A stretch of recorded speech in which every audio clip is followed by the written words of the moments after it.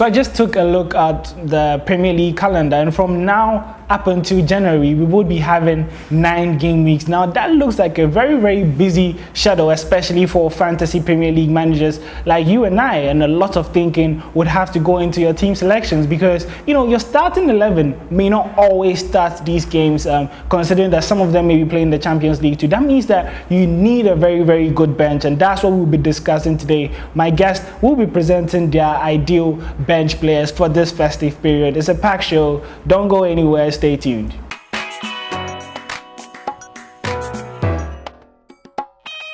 Well, welcome back.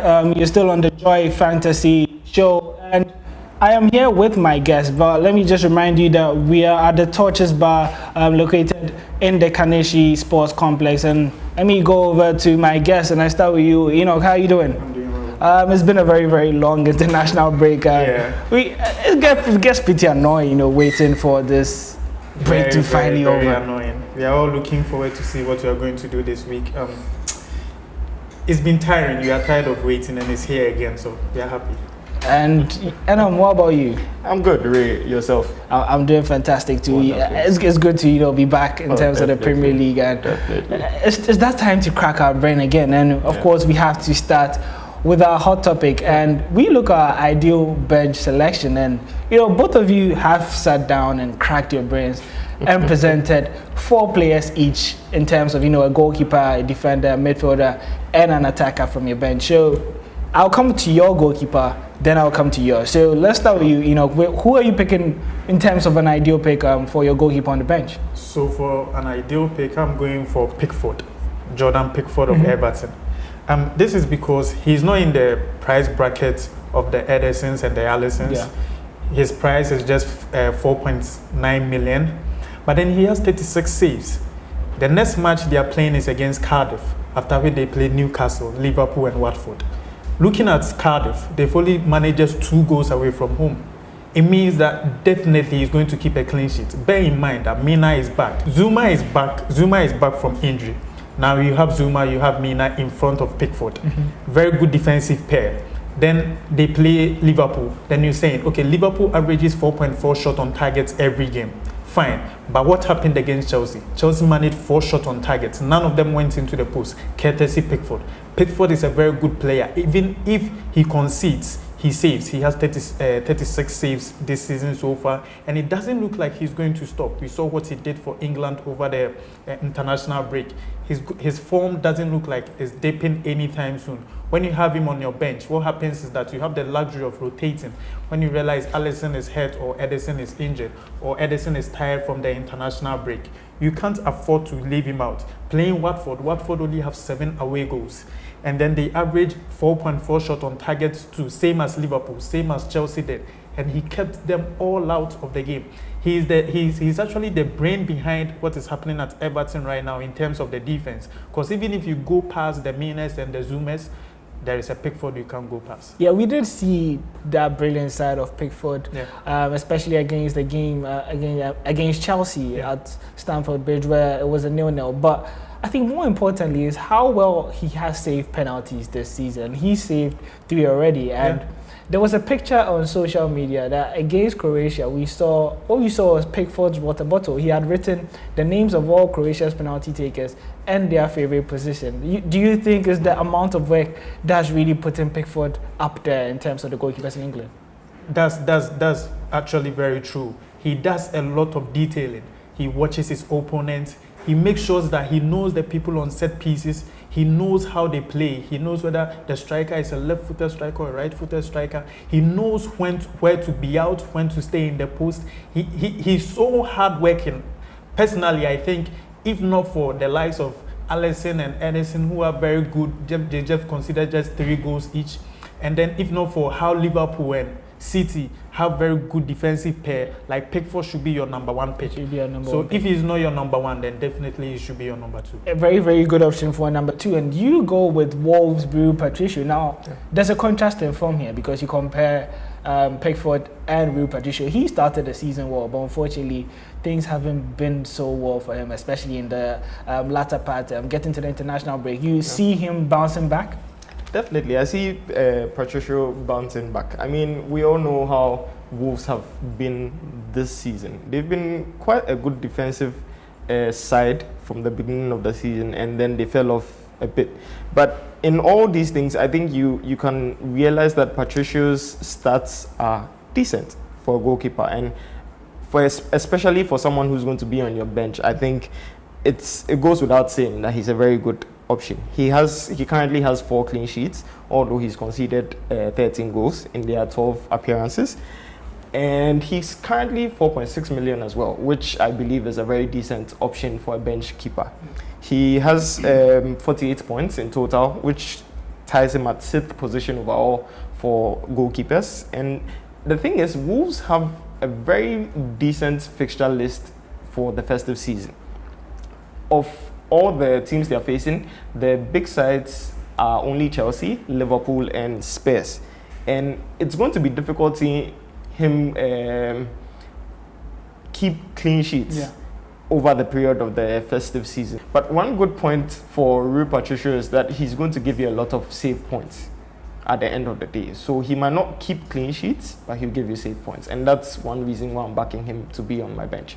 Backing to be on the bench. And you look at that fixture list and the teams that they are playing, I think he would have an opportunity to put in those saves. And you look at Wolves and they haven't been so good defensively, especially in their last 3 game weeks. And hopefully they do recover and get some good points. But we move to the defensive side of things, and you chose Gomez. That's Liverpool. I think that was a surprise for me, because usually fantasy Premier League managers, they like to choose defenders who would also offer some attacking points and defensive points. But you chose Gomez based on the defensive, right? Or I may be wrong. Solely based on defensive. I didn't actually take into consideration his attacking progress. But then, that not being said, going forward, Gomez is actually good going forward.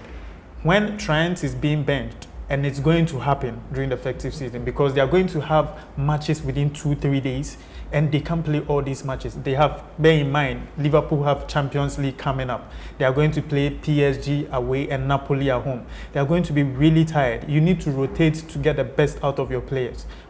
Gomez can play as a CB and as a right back as well. Playing as a right back, he's got 26 crosses into the box.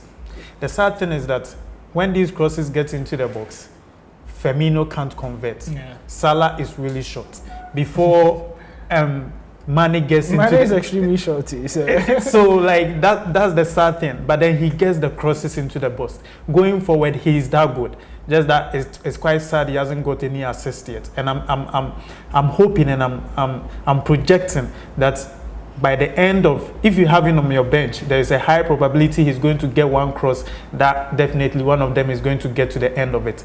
That being said, last season, when you look at Liverpool, they were conceding a lot of goals from set pieces because they couldn't defend air balls. And now we have Van Dijk and we have Gomez. Gomez actually have 50 duels won in the box.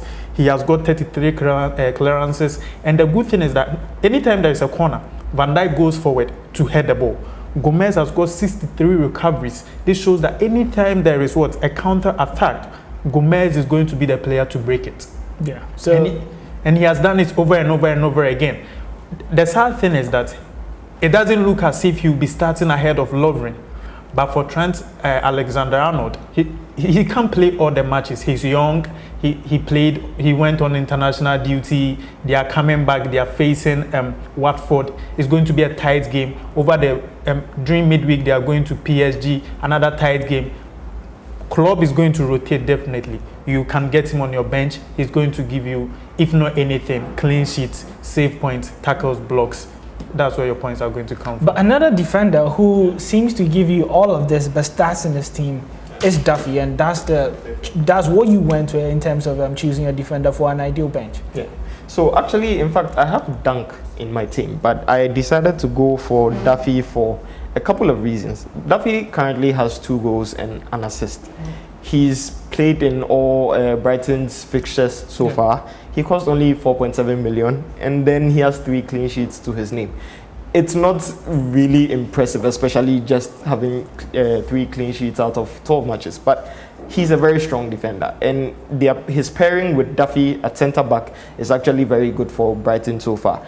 As you already know, they are not too good on away duty, but at home they are a very solid team. Currently, no defender has more goals than Duffy's 2. Like I said already, he and Dunk actually have 2 goals together. And I think he'll be a great pick for anyone who is looking to have a solid person or a solid defensive person on your bench throughout these fixtures of the festive season. Brighton also have very favourable fixtures actually. They only face Chelsea and Arsenal of the top 6 throughout the festive season up until January. So I also believe that he's a very strong pick for your defensive person on the bench. Okay, so that will be it for our defenders. And coincidentally, you guys all chose Chelsea midfielders. You know, I didn't tell them that they should, compare notes. But both of you decided to choose Chelsea midfielders, and Barkley and Pedro. That's what you guys went to. You went to Barkley, or you went with Pedro, right? Yeah. And then you went with Barkley. So let's start with you on Pedro and why you chose Pedro for your bench. So Pedro plays Tottenham.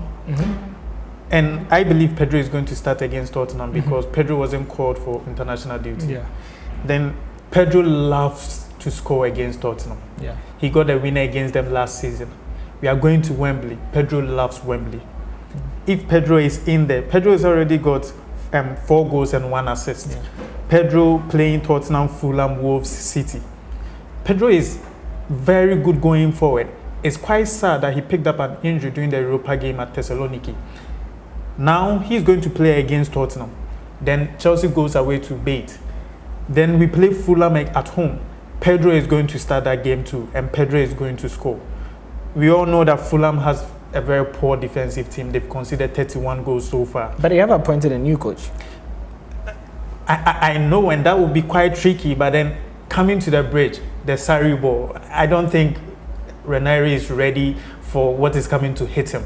It's quite sad. It's quite sad. Then for Pedro, anytime he's coming off the bench, you also are short of a goal. He played just 25 minutes against Bournemouth and he scored. Yeah. He played 90 minutes for Arsenal against Arsenal and he scored. And then when he's playing City, that's only going to be the tricky aspect. I don't know if Sarri is going to start him against City. But then even if he's coming off the bench, you can say that hope that he would get something in there. But another player who may not be starting but be coming off the bench and putting in a lot of cameo appearances would be Barkley, and you chose him to be on your bench. Yeah, definitely. So, like Enoch already mentioned, Chelsea's fixtures for the festive season are looking good, except obviously their match against Manchester City. Yeah. But even then, it's at home at Stamford Bridge, so they have a good chance of getting a good result from that match. And I chose Barkley because of his statistics. As we already know, Barkley didn't start the season too well, but he got into the team and then he's been solid. He has 3 goals and 3 appearances. 3 goals and 3 assists, sorry. And that's from 11 appearances, which is, I think, very decent for a player of his caliber. And he's only 6 million as well. So it might be a bit of a gamble because rotations might come in and you're not sure if he's going to start and that kind of thing. But I think if he's coming from the bench, he's definitely a solid pick for any FPL manager. Okay, so now let's move on to the attacking side of things. And you chose a Newcastle striker. Now Newcastle, they've been the team in form, and Rondon seems to have been reborn, especially in the past 2 game weeks. You see him carrying this form into the festive period. First of all, I want to tell you the reason why I went for Rondon. Look at their fixtures. They are playing Burnley, West Ham, Everton, Wolves, Huddersfield, Fulham. I think defensively, these teams are not the best. These teams are not the... Huddersfield have considered 22 goals. Fulham, 31 goals. Let's look at Burnley. Burnley have conceded 18 goals. West Ham, 18. Everton, 15. These teams are teams that average at least 1.08 goals every game. Yeah. You have Rondon, very strong. When the season started, personally, I don't know if he was injured, and I haven't checked. But the sad thing is that why do you start Ayoze Perez when you have Rondon on your bench? Benitez, why? You bring him in a game with Bournemouth, 90 minutes, he wins you the game. there is no way a player like Rondon is going to be on the bench for a very long time. I see Ayoze Perez rather going on the bench. Rondon in there against Burnley, he's going to give you a goal. Against West Ham, a goal. Against Everton, that one is going to be tricky because of Zuma and Mena and then the almighty Pickford. But then let's look at Wolves, another tricky fixture because of Rui Patricio. But Huddersfield and Fulham, you say a new coach, but it still doesn't take away 31 goals in 12 matches. So for Rondon, owned by just 0.9%, I see this guy rocketing to like 5%. He's no longer going to be a differential. And he's very cheap compared to other strikers, 5.7 million. Yeah, super differential with a very, very good price. And to conclude our ideal bench for the festive period, you went to a Fulham player. Now, he has been bashing Fulham constantly, and you seem to have, kept your trust in Mitrovic. You think he's going to rediscover his form. And he scored, 2 goals in the international break. Statistically, he's still looking very good. And you look at his numbers in both club and international appearances, and they look really, really nice for a striker like Mitrovic. You see him being reborn under Ranieri? I honestly think so. And I'm banking my hopes on that. Not because of anything, but I believe he just has the confidence to be able to get back on the score sheet. I mean, you look at his statistics, which, like you said, are quite decent. He has 5 goals and 1 assist in 12 appearances. He has 5 goals and 1 assist in 12 appearances, and he cost 6.6 million. Although that's quite a bit on the high side for someone who you'd want to leave on your bench. I believe once he finds his scoring boots, he's going to kick in, and then under the guidance of the Tinkerman, things are going to go well for Fulham. Because honestly, the Fulham are actually facing just Chelsea and Manchester United during the festive season. Those are the only 2 sides from the top 6. Yeah. Everyone else, honestly, I believe is beatable by Fulham once they rediscover their form. So definitely a good chance for Ranieri to have a good start and a solid start to his Fulham career. And we have to move on to the captain picks, and that's a chance to double a point. And it is going to be very, very tricky, especially in this festive period, because most of these key guys, like your Hazards and your Salah and your Manes, they may not be starting these games, and you know that they have Champions League games next week. So you may want to think twice about who you may be captaining, as the person may not get 90 minutes. But we take a look at our captain picks for this game week, and Raul Jimenez, he comes in there. At least we know he's not having a Champions League fixture, but he should be able to, get a goal or 2, especially against Huddersfield. Yeah, and exactly. I believe that he's definitely going to perform really well against Huddersfield. They're playing at home. Wolves at home are a different ball game altogether. Huddersfield, like we already know, haven't been too good this season. They have only 2 points from their travels, and then they've conceded 14 in the process, actually. And Jimenez is most likely going to capitalize on that. He has 3 goals and 5 assists already. He has 1 goal and 2 assists and 4 bonus points, actually, in his last 2 games. So he's the man on form as well, and I think he'll be a very decent captain pick against Huddersfield. Against Huddersfield, especially at home. Now we move on to David Silva. He's also a man in form, and they go away to West Ham. It may not be as easy as it will be, but we know that David Silva has been very influential this season, especially during the absence of Kevin De Bruyne. Yeah, that's definitely true. And then I call him Merlin. He's actually the magician in that team. And when you look at Aguero, anytime they go on away, like, he doesn't really pull his weight very much. Yeah. And then you can trust these City midfielders to feed him. And then these City midfielders as well to actually score. They are very good on the ball. And the nice thing is that Silva has created 7 big chances this season. The more you create, the likelihood that you are going to get an assist. He scored 4 goals. He has 2 assists. The only tricky aspect is that West Ham have Pellegrini, and then it looks as if Pellegrini have this bad blood between him and City because of how he was sacked. But that being said, it's still football. Your bad blood will not affect how my magician is going to play. He's a very good captain. So you still think that quality will come up on top of the quality will come up on top of the game. And another team that have been showing some quality, especially in attack, is Brighton, and we are tipping Glenn Murray to score a goal or do something magical, especially versus a Leicester side who haven't really looked their best so far. Exactly, that's true. So the thing is with Murray, Brighton haven't been too solid all around this game week. I mean, this season. They haven't been too solid. But the good thing is that at home, they are different prospects altogether. Murray has 6 goals in 12 appearances. But the good thing is that all 5 goals have come at home. So, I mean, it's just a different prospect when he's playing at home. So the thing is, anyone coming to Brighton without a very good defense is most likely going to concede a Murray goal. He's their target man. Everything goes to him. So I'm sure he's going to do wonders. Definitely going to do wonders. And another player that we'll be looking forward to do some Brazilian wonder is Richarlison. Now he plays Cardiff at home, but we look at Richarlison. He had a very good international break, scoring a goal against Cameroon, and I think he's a cheat code, especially because he is played down the middle and as an attacker, although he's a midfielder, so he gets the chance to score a lot of goals. He gets the chance to score a lot of goals, and you also get a chance to get a lot of points because he's considered as a midfielder. And you know, anytime a midfielder scores, the points is different from when an actual attacker scores.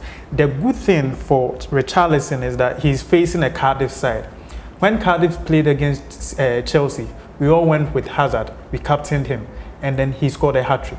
When they played against Liverpool, we went with Salah, and then he got a goal and 2 assists. It's going to continue. They are that bad. Cardiff is that poor. Richarlison coming off international break with a goal. He's already got 6 goals. And then put it in mind, he missed two matches after he got that red card. Yeah. Missing 2 games. That means he's played just 10 matches, and he scored 6 goals in those 10 matches. Facing a team who have considered 25 goals, they average 2.08 goals every game, meaning if nothing at all, they are going to concede. And Richarlison is going to get to that goal. And lastly on that list is Mohamed Salah, and still the most expensive player in FPL. So can you go a week without captaining him? Of course, you have to captain him if you have him, and I know you do have him, and he would probably be your captain pick for this week. Definitely. So Liverpool go to Watford, and it's honestly a fixture I don't see Watford relishing so much, especially given their recent history. Salah alone has scored 5 goals in their last 2 matches. 1 goal in the 3-3 draw earlier in the season, and then 4 goals last March when they met at Liverpool. Goes without saying, I mean, Salah is definitely on form. He has 2 goals and 2 assists in his last 2 matches, and totally he has 6 goals and 4 assists. I think it's going to be a difficult match, but Salah is most likely going to come out of this fixture with either a goal or 2. So he's definitely my captain pick, no doubt. Your captain pick. So we know your captain pick is going to be an. Who is your captain pick? I'll have to go with Richarlison. Richarlison. So you're believing in Richarlison. I'm believing in Richarlison. Would you triple captain him again? Or my chip has been used. You used our chip. You used yours. Everybody's chip. But guys, it was good to have you, and we would be coming together more often, especially during the festive period, because we do have a lot of packed games. So yes, you will be seeing the whole team a lot more often, especially the number of games that we have, and we'll be providing you with all the tips that you need to be able to see out this very, very busy period. But as things do stand in the Joy Classic League, we have Plug FC on top, and that's Wilfred. We haven't seen you before, so you probably came from nowhere, but a big congratulations to you for staying on top. One advice is that you're not going to be there for long, because you have the likes of Enoch and even me, and we're going to come up there and probably take you off soon. But it was good having you guys. Hope to see you same time next week. Don't forget, we came to you live from the Touches Bar in the Kaneshi Sports Complex, and this was the Joy Fantasy Football Show. Be good, and remember, Fike Lindo, which basically means stay beautiful.